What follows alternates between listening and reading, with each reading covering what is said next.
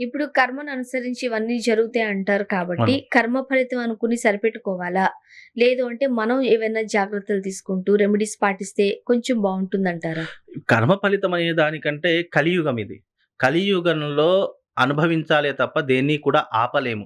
ఆపలేము means ఏంటి అంటే గనక దైవం మీద భారం వేసి మనం వేచి ఉండడమే తప్ప మనము గాలిని అరచేత్తో ఆపలేము, సూర్యుని అరచేత్తో ఆపలేము ఎలాగైతే అంటామో కొన్ని కొన్ని పంచభూతాత్మికమైనటువంటి తత్వం కలిగినటువంటి కొన్ని పరిస్థితులను ఎవ్వరు కూడా ఆపలేరండి. అంతెందుకు ద్వాపర యుగంలో మన పెద్ద సునామీ వచ్చి ద్వారకని కొట్టుకుపోయింది.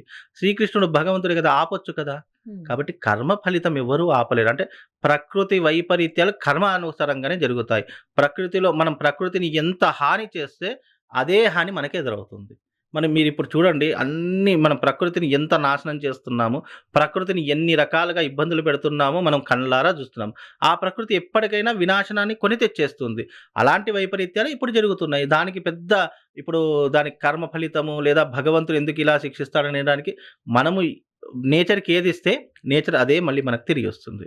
మనము ఇప్పుడు ఎగ్జాంపుల్‌గా ఒక మనిషితో మంచిగా మాట్లాడాము, మంచిగా మోయామనుకో, ఆ వ్యక్తి కూడా మనతో మంచిగానే ఉంటాడు. ఏరా పోరా అన్నామనుకో, ఆ వ్యక్తి కూడా అదే రకంగా రియాక్ట్ అవుతాడు. కర్మ అయినా, ప్రకృతి అయినా, ఏదైనా కూడా ఏదైతే మనం ఇస్తామో అదే తిరిగి మనకొస్తుందండి. ధన్యవాదాలు గురువుగారు. శ్రీమాత్